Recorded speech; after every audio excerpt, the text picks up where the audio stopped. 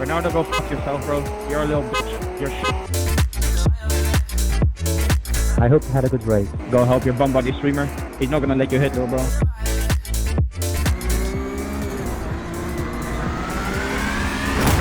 I'm not joking. That's not even half of it. It's not even close.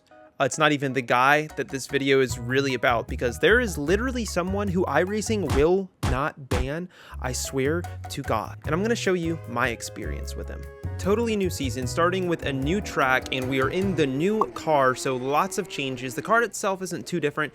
ABS TC is really the only difference, and a bit more aero, which means that damage is actually more impactful now. I'm gonna hop into qualifying on Miami. First lap was a 55.3, not a great time. You really want to be into the 54s, like mid 54s for qualifying is where you should be.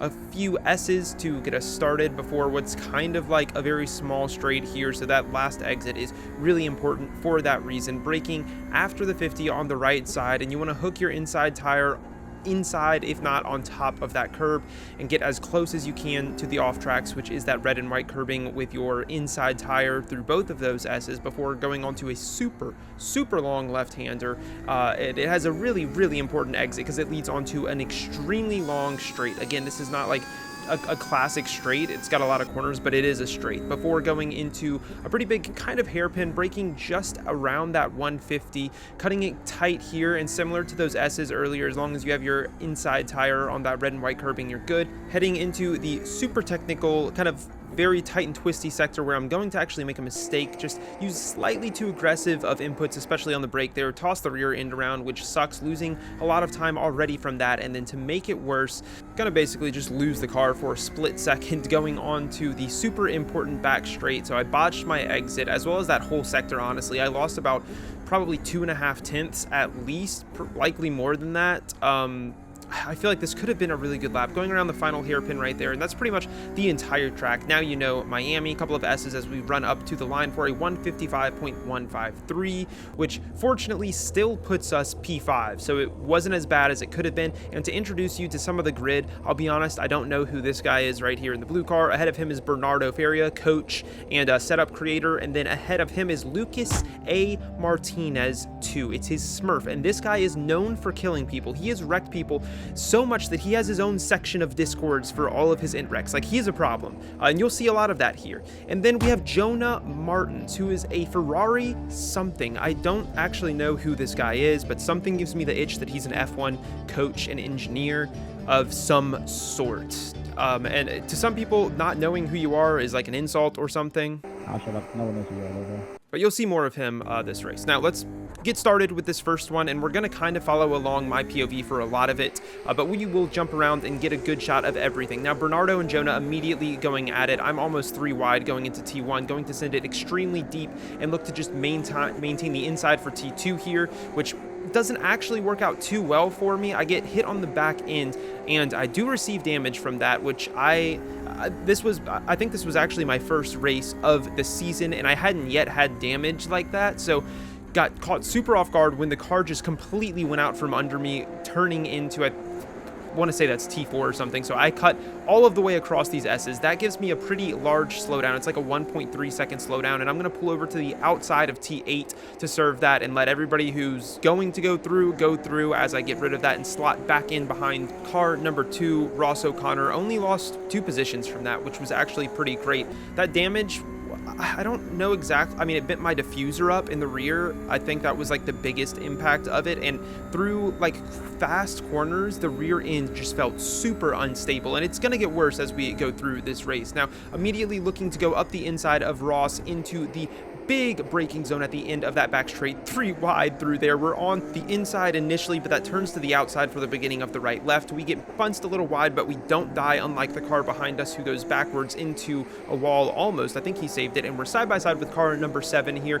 You do not want to go too wide into the chicane, and he knows that. He backs out. You can see ahead somebody who I believe tried that and has died as a result. So we move up now into P5, gaining 2 positions back from that, and we're actually back into our starting position. I think Bernardo was trying to move over to serve a slowdown and almost impeded Ross pretty significantly there as Ross was trying to follow and get slip now into the big hairpin for the first time. It's very easy to go deep here, and actually Bernardo and Jonah, who have both gone deep there, did that to get rid of the rest of their slowdown as they both cut the chicane on the first lap. So now we have Ross ahead of us in P2. Myself and Jonah are fighting for P3 side by side, and I think he didn't totally get rid of his slowdown, or he just totally misses his braking marker. I'm not sure, but he like doesn't even attempt to make this corner or just totally whiffs it.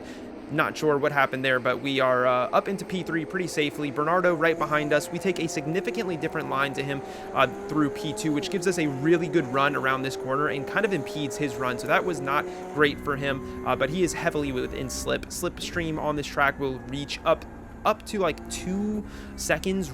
You'll barely be feeling it around 2 seconds, but I don't want to say it, like 1.6 or 7 seconds is really where the most of that slipstream will fall off. So as long as you're within like 1.6 or 1.7 seconds of the car ahead, then you're chilling. You're basically getting a really good slip, and you can see Ross has no slip, so we are flying up on him with quite a big difference as we go into the braking zone at the end of that back straight, and we're gonna go too wide through here again. Once again, we are on the outside, and I think better of it right here. Just gonna back out and follow him through. They seem to be fighting behind. There's like 3 cars within a tenth, and as we go through the chicane of death, take a peep behind us as Bernardo is about to get fucking murdered by Jonah, and they both end up dying from this, and this was the result of some ego, I want to say. I'll rewind it so you can see what happened. This is that back straight. Bernardo is 2 cars ahead of Jonah, who we are following right now. Jonah goes up the inside into that big braking zone, goes deep there, scares Bernardo. Bernardo steers away from the apex to try and avoid contact. He's now side by side on the inside, makes a bit of contact, and from Bernardo's perspective, he wants to pit Jonah against car number 7, so he actually gets on the brakes. I think that was a bit too aggressive of some braking there, but I believe there's history past what we're seeing right now between these 2 drivers. Either way, I see the idea that Bernardo was going for. It was a bit aggressive, and Jonah retaliates immediately, murdering them both into the chicane and destroying both of their races. So that was probably not the smartest decision. Resembles Forza Motorsport, and the reason I say it had to do with ego is because they immediately start talking. Bernardo, go fuck yourself, bro. You're a little bitch. You're shit. I love my memory, yo. I love my memory. Ah, shut up. No one knows who you are, little bro. Alright, done. Go help your bum buddy streamer. He's not gonna let you hit, little bro. Don't worry about it. It was 5 a.m. and you're timing 4K left, Johan. Come on, wake up. Leonardo is not gonna let you hit, little bro. You don't have to, like, marinate him. Who? Your little bum buddy. Who's my buddy? Tell me. Your fuck buddy. Leonardo. Who is Leonardo? There's no Leonardo in the race, bro. Leandro, same shit. Do you think I care about him, brother? I don't give a flying fuck about him. Okay, that's why you brake check me. I mean, that is between you and him, bro. But I hope you had a good race. Oh, would you shut up? Shut up! Bernardo is like a professional rage baiter, and that conversation went on so much longer than what you saw, but I just don't care to show all of that. We were still racing, and we are at the end of lap number 3. We're going to get around, or at least side by side with Ross, who goes very deep through that hairpin there, and now the fight for P2 looks like it will continue on to lap number 4 as we cross the line side by side into turn 1. You can make this work on the inside or the outside. The outside has an advantage if you can stay ahead, and I just barely managed to, as I don't have to take as tight of a line. I can carry a bit more speed, and that allows me to get through there pretty flawlessly. He backs out, doesn't want to go too wide through there, and I don't blame him.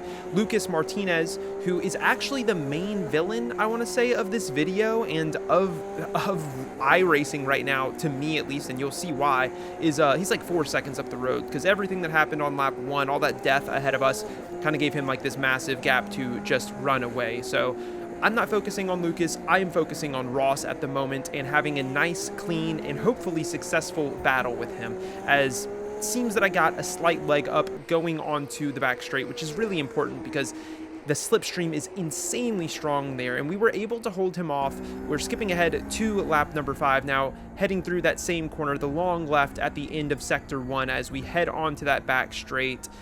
And my run is actually pretty good there. I was playing around with that corner a lot. It felt like there were multiple different ways you could take it, you know, try and gain a little bit more on entry and get a worse run, or give up a little bit on entry and get a really good run, which was probably the move if you're in the lead here, as I was, but it was hard for me to consistently nail that exit, so I just played it safe, took a tighter entry, and it leads to Ross getting a really good opportunity. We're side by side going into what will turn into the chicane, still side by side, and I just manage to find the grip, get on throttle enough, and he backs out. Again, this is a really bad place to go too wide. Like, you want to make the overtakes cleanly, and you want to make them happen really at the end of the straights. That's the easiest place. It's the biggest braking zones, and I know that that slipstream is going to give him a huge advantage, so I'm going to be swerving down the straight, and this is something a lot of people will get upset about, but I mean, it doesn't hurt anyone, and I expect my opponents to do this to me, and most of the time they do, especially if they don't have any slipstream ahead of them. There's literally no reason to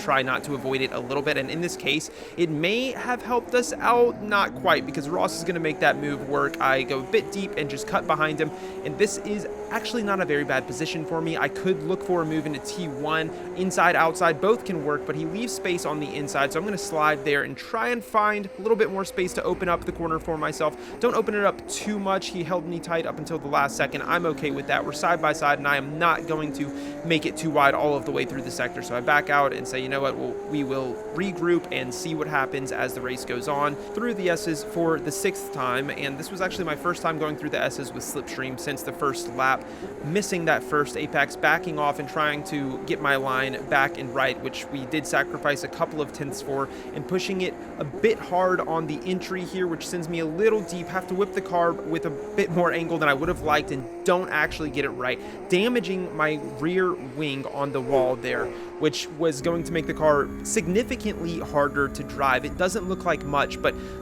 the new 992.2 Porsche Cup does rely on aero pretty heavily, and as you continue to build aero damage through a race, you will feel it, especially in the high-speed sweeping corners like those S's in the first sector or first couple of sectors. It just gets really difficult to keep the car planted. I had to slow the car down a lot more than I wanted to.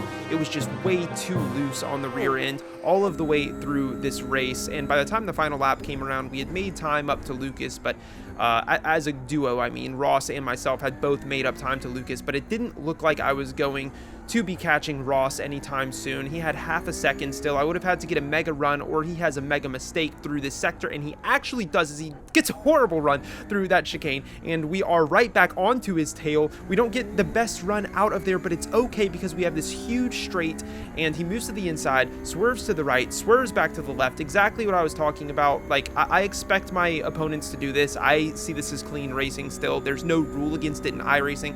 Some people say there is, but I think the rule is that as long as you're not impeding anybody with that, you can swerve around to brake slip. Looking to go around the outside as it's a last ditch effort, and I go too deep. I get a decent run out, but it was totally unnecessary to go that deep. I should have just turned in a bit earlier and tried to get a really straight exit, but we didn't, and this is where we are going to cross the line in P3. Not bad, not upset about it, and for the first race of the season, I was actually very happy about it.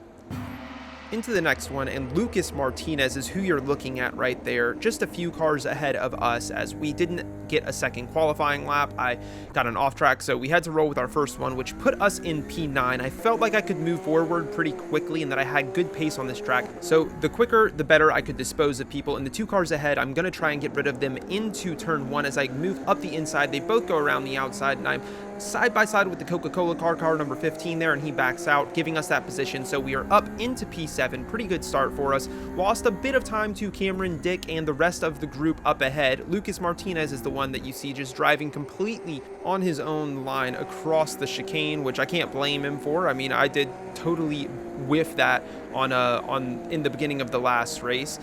Onto the straight, I don't know if he was trying to serve it through that corner or if he was just slowing down, but we lost about half of a second to the cars ahead of him, and then he pulls over to start serving that slowdown on the straight, letting myself, Cameron, and the car ahead of Cameron through, so losing 3 positions. I think it probably would have been better just to serve that in that last corner, and he's going to manage to stay side by side with car number 15 there. Honestly, fairly clean, a little bit of contact, but not too bad. The trouble with the way that he served that slowdown is that now he's directly behind me. I would rather have this guy ahead of me. Like, it's hard for me to express the reputation that he has, and this is his Smurf, okay? He's on Lucas Martinez 2, so he has 2 accounts, and he basically never drives on his first one, and if he does, he only does like really low SOFs or drives extremely safely, and then he gets on this one and just kills people and tries moves that he would never try on his main account in hopes that he can like kill one person and get through himself. I don't know why. yeah, it's rough. And as soon as I saw him behind, I knew that some shit was going to go down. I go up the inside of car number 8, who ran into the back of Cameron. Everybody just got super backed up there. I don't know what happened, but we did get past car number 8, and now we have Lucas fighting car number 8, but he is just able to get past him, so he's still behind us, following us through onto lap number 2. And I personally haven't had many run-ins with this guy, but all of the time, people in the Discord or people who I know that drive this car will just hop in and be like, you won't believe what Lucas Martinez did on his Smurf. I don't understand how his Smurf is not banned with the amount of carnage that he's caused, but I was hoping that would change this week, and I was hoping that this could be the beginning of it. So I miss this first apex. He gets right on my tail. He misses the second apex, which gets me up to about a 3/10 gap, and then into the long left-hander. Like, is this move ever going to work? I'm pretty sure he was just banking on driving straight off the track or taking me out and himself surviving, which doesn't happen, and we just both die. He just drives straight at me. I have no idea. Looking at his steering, he doesn't really make an effort to not hit me either. And later on, he straightens his wheel actually before he does hit me in hopes that he wouldn't lose his car. And you'll see later that he actually turns in on people all of the time. So that was fairly annoying. I have never really had a run-in with this guy like that before. So it was strange that his first instinct was just to kill me. We lose a lot of positions from that and get damage on our rear left. Thankfully, the car behind, who probably could have tried to go around the outside or do something, doesn't really look to make a move. He's actually bump drafting me all of the way down the straight, opens it up for himself, and brakes slightly early, letting me know that, he's not actually trying to fight me right now. So I need to make positions up as quickly as I can, and we will see more from Lucas this race, don't worry.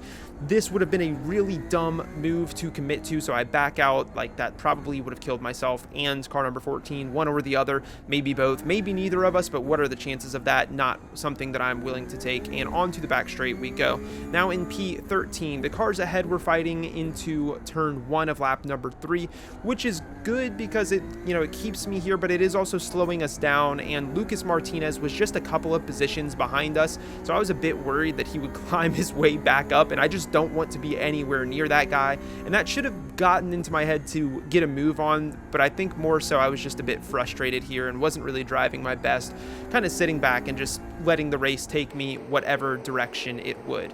Now, Lucas is going to try that same move on the next lap, and he does get a little bit alongside, but not really enough to justify that, and thankfully it doesn't end up in his favor. It sucks for that car that he killed really badly, but at least he died too. And then he's just going to full throttle directly into a wall, receive some more damage, and then drive on his own. I don't know what's wrong with this guy. Like, I hope that this guy is like 12 years old or something like that, and he doesn't just actually drive like that as an adult or a mature human being. I don't know. I chalk up the way that he drives due to age to save my own mental health, because he does this constantly every single race, especially when he's on his Smurf, which, like, Smurfs I thought already were like a problem or something, but like when people literally use them to just kill people, it gets really, really annoying.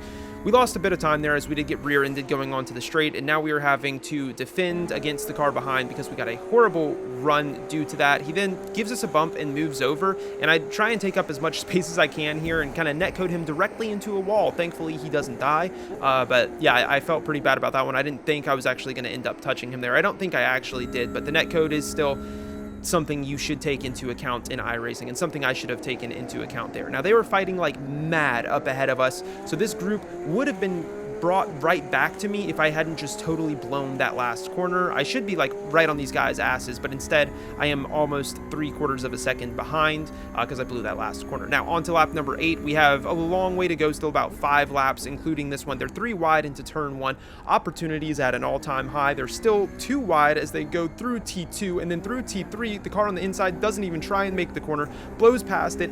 I end up killing this guy, and I wasn't expecting him to turn in or slow down so much in that moment, but the car ahead of him actually slowed to avoid the car ahead of him, and I couldn't see them, so I ran into him. He goes flying off to the side. Typically, if I bump somebody like that, I will give the position back, but I just didn't know all of the circumstances here, and I felt like there was something else going on ahead of him, which there was.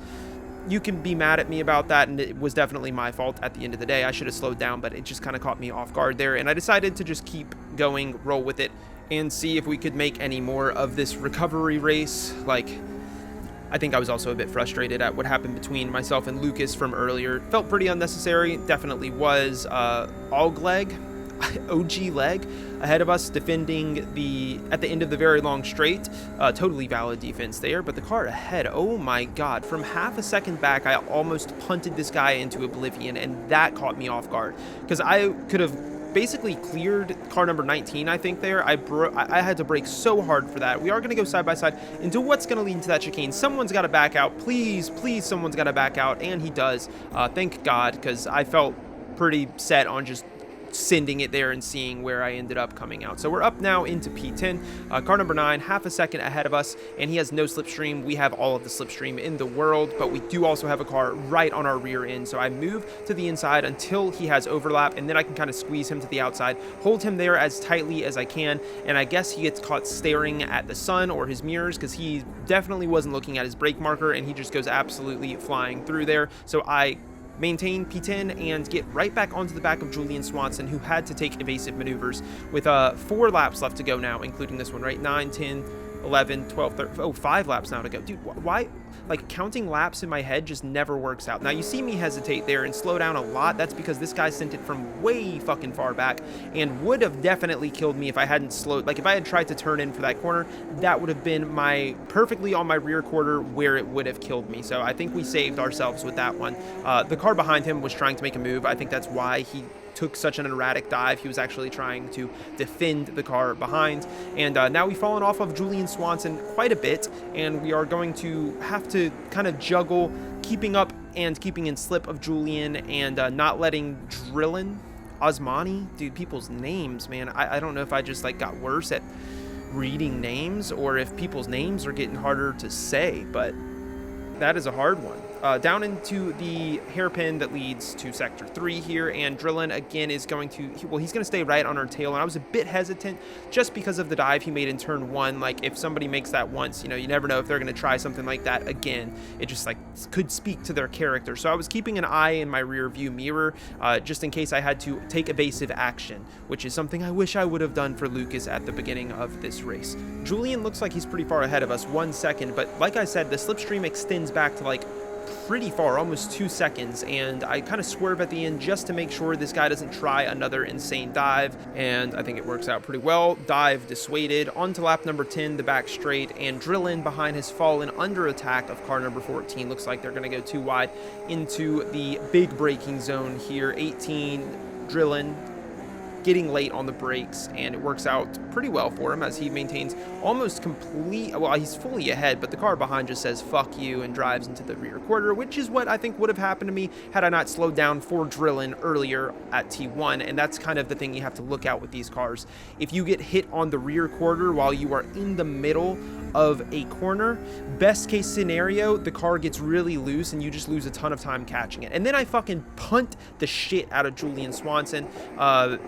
Maybe I was late on the brakes. I felt like he was early for a lot of corners though as well. Doesn't really matter though, because I just back off anyway and say, I don't know whose fault that is, but I just don't want to risk it. There's, you know, 3 whole laps left, and I felt like I had pretty good pace over him. It just didn't feel like it was worth it to go past him in that manner and also risk him like being like, you know what, you race how you want to be raced and just sending me in the next corner. I've already been sent this race. I've got the mindset that I'm going to live, and if that mindset means that I have to slow down, well, okay, well, never mind. I was gonna say finish behind Julian, but he completely cuts the death chicane and actually gets rid of that slowdown before going onto the straight, which means that he is able to just full throttle from here.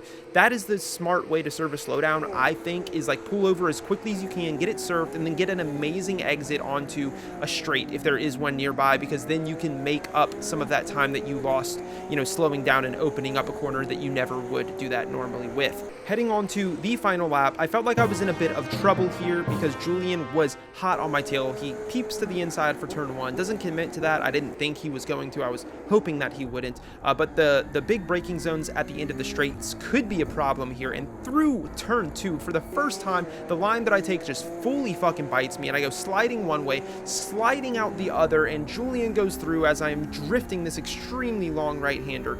Not actually that bad. I remember when this happened, I said something something along the lines of this could work for us.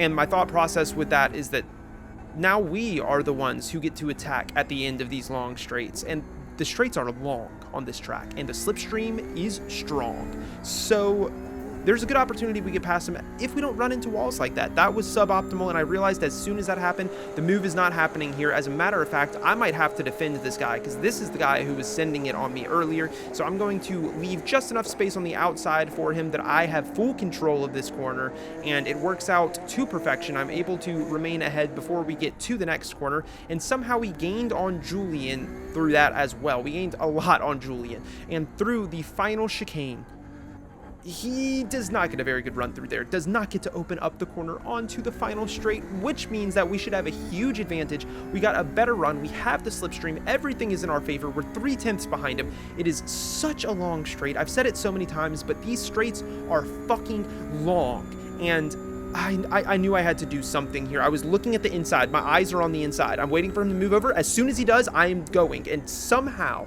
I manage to get not only the space, but get it stopped just in time to actually meet the apex with perfection and roll onto the throttle and get my rear completely cleared of him, move ahead, and that will be P9 as we run up to the line. Not where I wanted to finish. I think we had a podium or better in us this race, but you know what? We made a decent recovery drive, and that last move sealed it. I just did not want to race with Lucas Martinez 2 again. And there he is. Way the fuck back there, so fuck him. We should not be racing with him this race. Pray to God. Starting in P4, we got Jonah, actually. Again, there he is. So this is that F1 Ferrari F1 coach and engineer guy from the first race. And into T1, I'm going up the inside. We're 3 wide. He gets kind of caught with that dude on the outside. I give him a little bump with my rear, and that sends him into that guy and kind of puts him behind, both of them behind us. We gain 2 position, or well, 1 position. I think 17 got a really good launch. There was some death behind us. We're going to come back to that, and you won't guess who caused it. Onto the back straight for the first time, and we're going to kind of follow Jonah here because that was like where my sights were kind of set. Like, obviously I wanted to catch the group ahead, but I knew that Jonah would be tearing through the group and probably wouldn't take kindly to that little bit of aggression that I showed into T1. Car number 17 going deep to defend the inside of this little right-left sector, and it does really well. Actually, that was a very well executed defensive maneuver as we follow the Jim Beam car. That's Callum Bradshaw in P2, and we are significantly in his slip. We didn't get a great run onto that back straight, but we have the slipstream. Behind us, Jonah is looking to jump car number 17 and move up into P4, and it looks like he has the inside for the final corner here, which should give him that position. Car number 17 could look to cut around, but it doesn't happen for him, and he is now directly behind us. I was hyper aware of this, and I was ready to just die again. It seemed like that was happening a lot this week. Most of my races actually ended in me being killed one way or the other, so I made up my mind at this point that, look, well, okay, first of all, maybe I can keep up with these two at the front. I'm going to try my best, but I figured Jonah eventually would catch up, and when he did, I would battle him, but give him a ton of space. That was my goal. I really did not want to die. Like, I was hyper aware of staying alive this race, and my main hope was following Callum right ahead of us, but then he completely slides out, which does a lot for us. We have to lift to avoid him. We lose the slipstream to the car ahead, and, well, we lose Callum, so we don't have Callum to follow now. Car number 2 is basically pulling away in the lead by himself, and it's just me versus Jonah with no slip now. We're kind of barely on the edge. 2 seconds away is Deegan in the lead, which is right there. I want to say the slip seems to go really far back. Like, I'm not gaining on Deegan anymore, but I'm not losing. It's very easy to stick with or it's not very easy, but like the slipstream is still affecting me to some degree. Of course, Jonah still has an advantage, and he will gain on me on all of these straights, but it wasn't as bad as I thought it would be, actually. So I felt like, you know what, maybe I can actually hold Jonah behind. As long as I don't make any major mistakes, I felt like I could maybe not outrun him, but put up a good fight, which was my new goal. Again, if he does get alongside or makes a move, like, we'll see what happens. I don't want to kill us, but I felt like my pace was actually pretty good here. Like, generally mid 54s was pretty good pace here. If you could do like 54.2s or 54.3s with no slip, you're one of the fastest guys probably of the week. But I felt pretty confident that I could do 54.6s and 54.7s, funnily enough, like pretty consistently without slip. But 54.5s and 4s is kind of where I would fall off, and that is what I had seen Jonah running a lot with no slip. So I knew that he was probably a faster driver than me, and I was just doing everything in my power here to take clean lines, not miss apexes, which is eventually going to fall apart as you see right now, totally whiffing the final corner, and he gains probably a 10th on me there, as well as a stronger slipstream towards turn 1 as we start lap number 5, and it was beginning to fall away for me.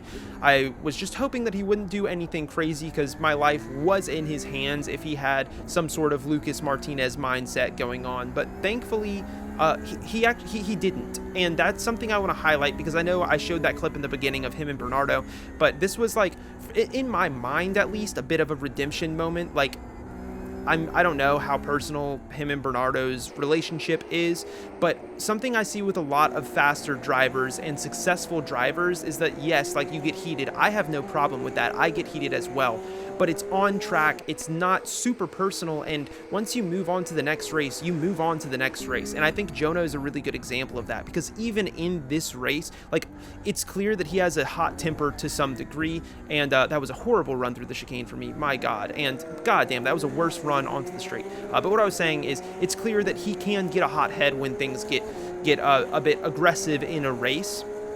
And I was expecting that of him in this race as well, because we had that little moment, and he actually did get on the mic when I touched him on lap 1 and say something like, "Hey, I'm there," or "Did you not see me?" Something like that. So I was expecting a bit more retaliation of some sort, and it was nice to see that that's not actually how Jonah is. So this cleared my head a lot. He was being clean with us here. We defended the inside. He backed out. There wasn't really a way for him to get around that, and into T1 on, I think this is lap number 6. I'm just going to go fully defensive here and see what we can do. And I said I was giving space, and I wasn't lying. Like, that is way too much fucking space. And it's going to create conflicting lines, which means switch back for Jonah, which is what he is trying to do. And it gets just about done. Somehow I managed to cling on, and we keep one of our wheels alongside as we go into the second set of S's. And again, I am too far from Jonah here. That is not how you defend. And yeah, I was honestly too kind all of the way through that corner, and he pulls ahead. I'm okay with that, honestly. This moment was like pretty wholesome for me, at least. After seeing how aggressive he was with Bernardo, I was sure that he was just going to like door me unnecessarily, but he didn't, and I don't know how to express it. I enjoyed that. I actually back off on the throttle here to try and relieve him of pressure. I was on the inside to defend against Leandro, but I did not want to attack Jonah. And if you look down in the relative, you can kind of see my mindset on not wanting to continue to fight. Lucas Martinez 2 is 2.8 seconds behind us, and if we fought for 3 or 4 laps the way that we just did, he would be on our tail, so it's not worth it. I'm just going to sit behind, maybe try and make a move later in the race if I can keep up with him.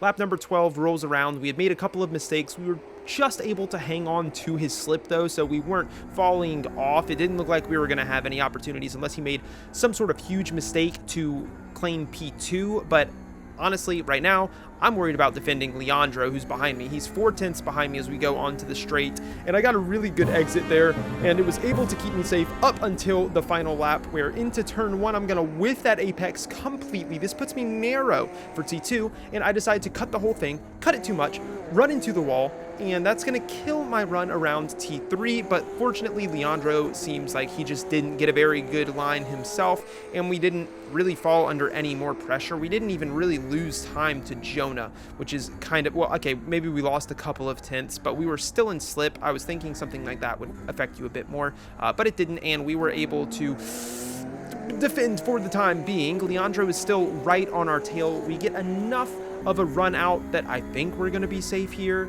I want to say we're going to be safe here. He's 2/10 behind, and I play it safe, move to the inside to defend, and then move back to the outside, get as much space as I can to help avoid a switchback from Leandro, and it works out as it should.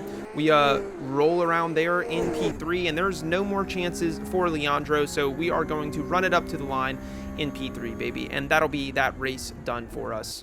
But the race was not done for everyone. and looking at the chat. Oh my god, this is post-race chat. Everybody started just complaining about Lucas, and I didn't see him anywhere in this race. So I had to go back and see some of this for myself. And we are going to bring it all of the way back. That's us up there. Lucas starting, I don't know, P11 or 12, somewhere around there. And he gets a really good launch, looks to go around the outside. Totally valid. I understand going deep here as well, because the car ahead opens it up. It's like, okay. But this rejoin, like, you're driving... There's so many cars there. Like, yes, people were wrecking already, but holy fuck. They're like 18 wide as he goes through there. Like, this is just like, yeah, okay, the Grinch was wrecking, but Lucas just rejoins at an angle to cut completely across the track. And this, for that reason, I mean, the fact that they were wrecking already, honestly, gives me some sort of leeway in my head for Lucas there. Like, he did just kill half the field. You could argue that he killed half the field, but there were people wrecking already, so it's like, okay, let's just scratch that. Lap number 4, this is a typical Lucas move. Does not try to make the corner, just completely locks up and runs into the car he's trying to overtake. He then backs off, and in my head, if I saw somebody do that, I would be like, okay, I assume that they were probably like, oh, my bad, or they wouldn't do something like that again. But I think Lucas actually thinks that he should have had that move, because he just fucking, like, what is that? He purposefully sends it the same corner he killed us, whips the wheel to the right to make sure that he is not wrecking, but he is fucking sending that other guy, completely ruins his race, just killed him. Lap number 11, this is Callum. This is the guy we were following initially. And Lucas, again, tries this move that just, like, he's not trying to make the corner. He doesn't try and make the corner. He tries to bump off of your car and kill you. Like, straight up Gran Turismo. And this is how he always overtakes every single time. It's crazy, dude. Like, every race I have been in with him, there is at least, like, 1 or 2 moments like this. Now, Callum is going to fire back, and Callum's going to get pretty aggressive with this one as well. But I think he's choosing the wrong person to be aggressive with, unfortunately, because this is Lucas's Smurf. And that's the problem with the Smurf. So he gets the slowdown, immediately tries to brake check Callum, and then parks it on the inside, turns into Callum while Callum is on the outside, tries to kill him. Thankfully, Callum lives, but it's like, this is, dude, this is crazy, and everybody has known about this guy for so long. He drives like this all of the time, and it's also a problem with his Smurf, because he doesn't drive like this on his main account. So it's... like, the easy solution would be to ban this account, right? Because he has an account. He has a main account. Now, Callum is sending it on, that's actually Thomas Ronhar right there, F1 Esports legend or something. I don't really watch F1 Esports, but I know that he's part of that. And Lucas is going to, yeah, on board with Lucas. Look at his wheel. Dude, like, I mean, what can you, like, there's no way to race someone who drives like that. The final lap, Lucas just completely cuts that chicane, gets a slowdown, and loses the position to the Coca-Cola car, which is something I guess we can take out of it. I don't really know. I mean, it doesn't make me feel any better that people like this lose one position. Like, he doesn't even care about this account. It's just, it's a problem. It is a real problem with iRacing. I reported every single one of those wrecks and incidents, and iRacing responded with this. We have received a protest just before yours, and a case has already been opened against this member for the same behavior. We will include your complaint in that already opened case. Okay, cool. iRacing responded a couple of days later with this, where they say, you know, the outcome is kept confidential, as they always do, so they don't tell you what happened to him. I assumed they banned his Smurf. That seems logical.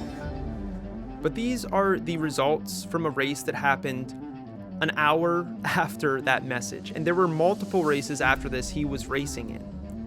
Lucas A. Martinez 2, same account, and guess what? He has 16 fucking incidents. He's still driving like this. They won't ban this guy. Why won't they ban this guy?